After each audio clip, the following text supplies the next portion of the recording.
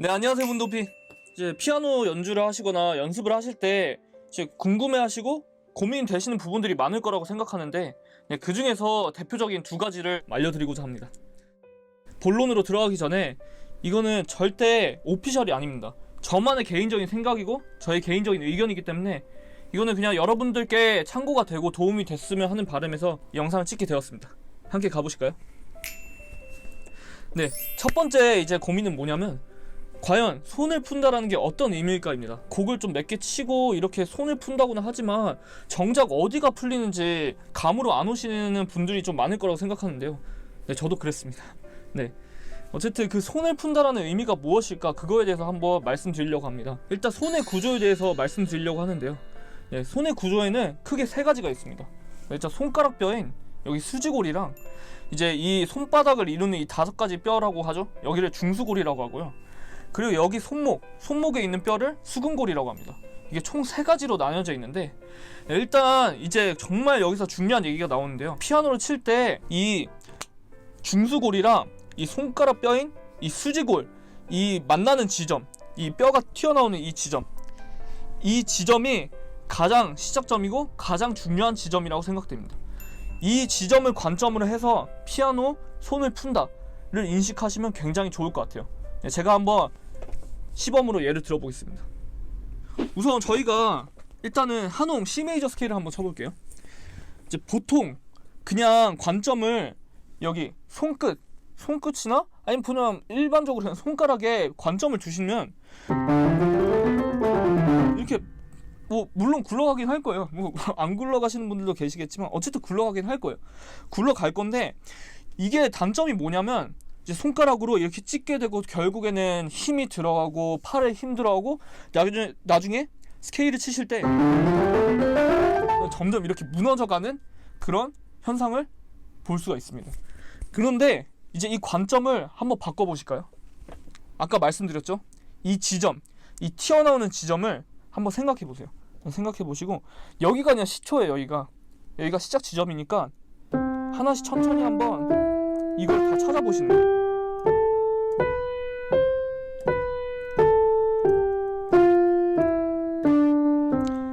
이 스케일을 보시면, 계속 스케일을 치다 보면 손가락 뼈 하나하나가 이렇게 튀어나오는 걸 보실 수가 있는데요.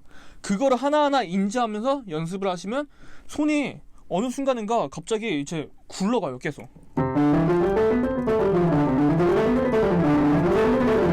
네, 이렇게 계속 굴러갑니다.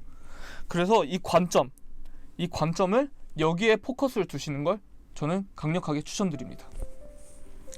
네, 이제 결론적으로 말씀드리자면 손을 푼다라는 건 뭐냐? 결국 이 손가락 뼈인 이 수지골과 이 손바닥 뼈인 이 중수골이 만나는 지점, 즉 이 튀어나오는 지점이 원활하게 풀려가는 과정을 손을 푼다라고 하는 것입니다.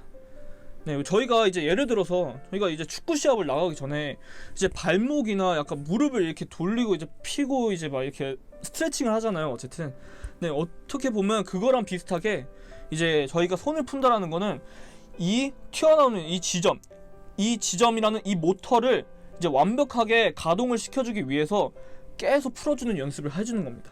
이제 가열을 시키는 거죠. 네, 이제 두 번째 고민입니다.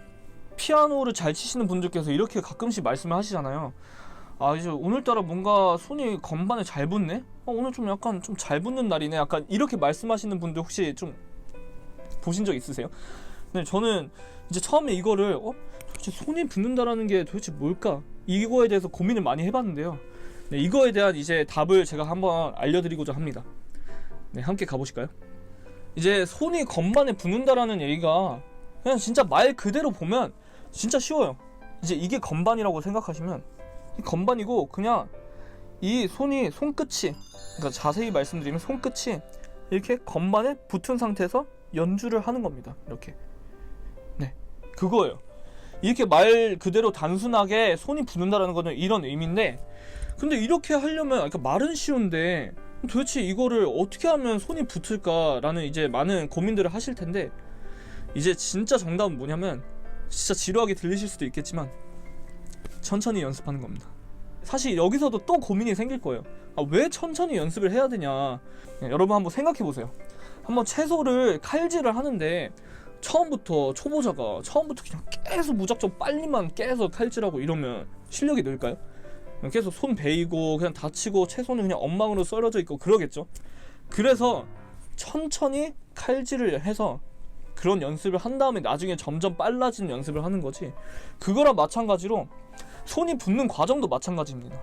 처음에 무작정 그냥 그 원템포 그 속도대로 연습을 하시는 게 아니고 천천히 연습을 하면서 내가 이제 손이 좀 잘 붙고 있나? 이렇게 하면서 하는 과정이 있어야 그래야 손이 잘 붙는 겁니다.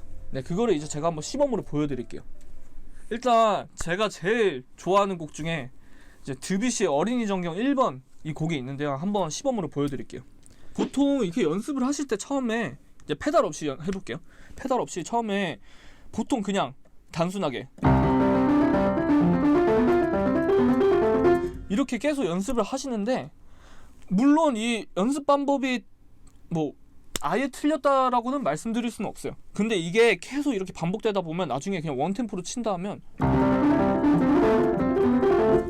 결국 손은 붙지는 않고 뭔가 자꾸 틀렸다가 맞았다 틀렸다 맞았다 하는 그냥 그런 시원찮은 연주가 나올 수가 있을 겁니다. 생각하시는 것보다 훨씬 천천히부터 차근차근 템포를 올려가면서 연습을 하시는 겁니다. 하나하나씩 붙어있는지 안 붙어있는지, 붙어있는 상태에서 내가 치고 있는지 안 치고 있는지 이렇게 계속 하시다 보면 뭔가 이제 의식적으로 계속 연습을 하시다 보면 자연스럽게 뭔가 본능적으로 이렇게 붙어있는 상태에서 계속 뭔가 연주가 돼요. 그럼 나중에 원템포로 훨씬 수월하고 훨씬 완벽한 연주를 보여드릴 수 있습니다. 이렇게 이런 식으로 붙어있다, 손이 붙는다라는 의미에 대해서 알아봤습니다. 여러분들께서 가장 궁금해하실 법한 점들에 대해서 오늘 한번 해결해보는 시간을 가졌는데요. 네, 뭐 사실 뭐 제가 지금까지 말씀드린 게 뭐 다 완벽한 정답은 아니에요. 사실 뭐 당연히 알겠지만 음악에는 정답이 없어요. 근데 다만 여러분들이 겪는 시행착오나 그런 뭔가 잘못된 점들을 바로 잡아주고 최소한의 시행착오를 겪게 해드리려고 제가 이 영상을 찍게 되었습니다. 앞으로도 더 재밌고 유익한 영상으로 찾아오겠습니다. 자, 구독과 좋아요로 저에게 큰 힘을 주시면 감사하겠습니다. 감사합니다. 문돈피.